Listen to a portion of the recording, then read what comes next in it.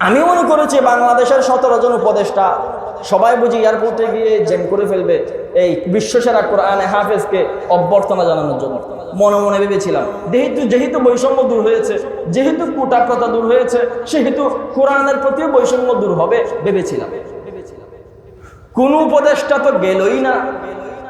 একটা উপদেষ্টা ওই ছেলেটাকে কোরআনের হাফেজকে, বিশ্বজয়ী কোরআনের হাফেজকে আমন্ত্রণ তো জানালোই না। কানা করি পয়সা, 1 পয়সা উপহারের ঘোষণা তো দিলই না। অসংখ্য আবদার লিখে পাঠাও বলা তো দূর কি বাতে, একটা আবদার লিখে পাঠাও এমন কথাও বলা হলো না।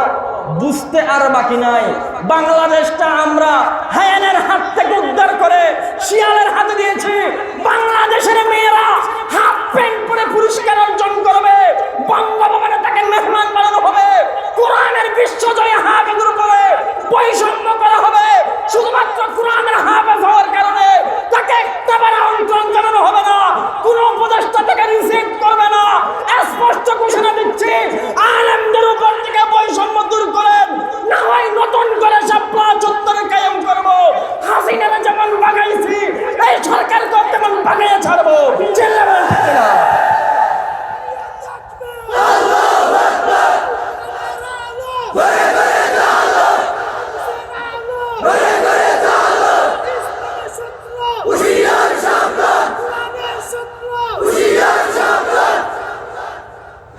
আমি বলবো বৈষম্য দূর হয় নাই। উদাহরণ দিলেই বুঝবেন। গত 1 সপ্তাহ আগে বাংলাদেশের কতগুলো মহিলা সাফ ফুটবল খেলায় জিতেছে। ওই কাপের নাম নাকি সাফ।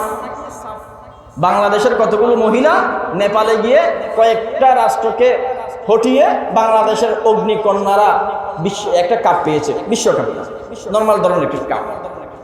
বাংলাদেশের মিডিয়াগুলোর গুণ নাই, সবাই মেয়েগুলোর জন্য উৎফুল্ল হয়ে অপেক্ষমান রয়েছে। বাংলাদেশের উপদেষ্টা মণ্ডলীর উল্লেখযোগ্য উপদেষ্টারা এয়ারপোর্টে গিয়ে তাদেরকে অভ্যর্থনা জানালো, ওয়েলকাম জানালো, স্বাগতম সম্ভাষণ জানালো। বাংলাদেশের প্রধান উপদেষ্টা থেকে আমন্ত্রণ আসলো, এলান জারি হলো, ওগো বাংলার দামাল কন্যারা, তোমাদের কার কি আবদার, কার কি প্রস্তাব জাস্ট লিখে পাঠাও, রাজ দরবারে তোমাদের আবদার কবুল করা হবে বলল। এদেরকে অর্থ পুরস্কার দিল। আমরা সবকিছু দেখলাম, ধন্যবাদ, ঠিক আছে, বাংলাদেশকে সম্মানিত করেছে আপনাদের দৃষ্টিকোণ থেকে। ইসলামের দৃষ্টিকোণ বাদ দিলাম, আপনাদের দৃষ্টিকোণ থেকে মেয়েরা হাফ প্যান্ট পরে সম্মানিত করলো মনে করতেছেন, ঠিক আছে। ওদেরকে টাকা দিলেন, ওদেরকে সম্মান দিলেন, মানলাম। একই সপ্তাহে, এই সপ্তাহে এটার মধ্যেই বাংলার একটা ছেলে 110টি রাষ্ট্রকে পেছনে ফেলে তুরস্কের ময়দানে 1 নম্বরের পুরস্কার অর্জন করে তুরস্কের সাদা সাদা বালিময় এলাকায় বাসার আগায় বাংলার পতাকা উঠিয়ে ফরফর করে উড়িয়ে বাংলাদেশকে সারা বিশ্বের বুকে সম্মানিত করেছে। আমি মনে করেছি বাংলাদেশের 17 জন উপদেষ্টা সবাই বুঝি এয়ারপোর্টে গিয়ে জ্যাম করে ফেলবে এই বিশ্বসেরা কোরআনে হাফেজকে অভ্যর্থনা জানানোর জন্য। মনে মনে ভেবেছিলাম যেহেতু বৈষম্য দূর হয়েছে, যেহেতু কোটা প্রথা দূর হয়েছে, সেহেতু কোরআনের প্রতিও বৈষম্য দূর হবে ভেবেছিলাম। কোন উপদেষ্টা তো গেলই না। একটা উপদেষ্টা ওই ছেলেটাকে কোরআনের হাফেজকে, বিশ্বজয়ী কোরআনের হাফেজকে আমন্ত্রণ তো জানালোই না।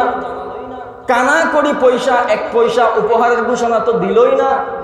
অসংখ্য আবদার লিখে পাঠাও বলা তো দূর কি বাতে, একটা আবদার লিখে পাঠাও এমন কথাও বলা হলো না। বুঝতে আর বাকি নাই, বাংলাদেশটা আমরা হায়ানের হাত থেকে উদ্ধার করে শিয়ালের হাতে দিয়েছি। বাংলাদেশের মেয়েরা হাফ প্যান্ট পরে পুরস্কার অর্জন করবে, বঙ্গভবনে তাকে মেহমান বানানো হবে, কোরআনের বিশ্বজয়ী হাফেজের উপরে বৈষম্য করা হবে।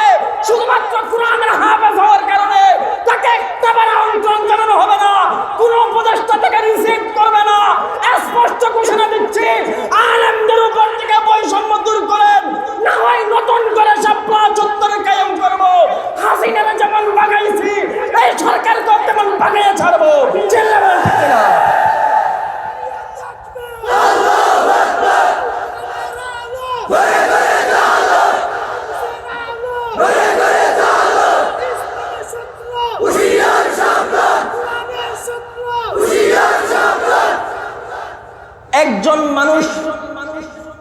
বাংলাদেশের কোনো মিডিয়া এটা নিয়ে কোনো প্রতিক্রিয়া জানালো না।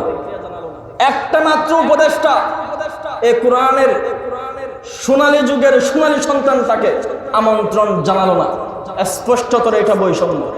আমি বলবো এই বাংলাদেশ উপদেষ্টা মণ্ডলীরা বিজয় করে নাই, বাংলাদেশ বিজয় করেছে ইসলামী আন্দোলনের, ইসলামী সমাজ ব্যবস্থার, জামাতে ইসলাম, ইসলামী আন্দোলনের কর্মীরা। চিল্লা বলেন ঠিক কিনা?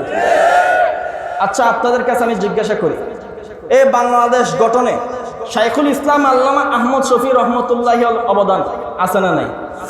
আমি তো বিশ্বাস করি এই নতুন বাংলাদেশে ফুল ফুটার জন্য, নতুন করে সূর্য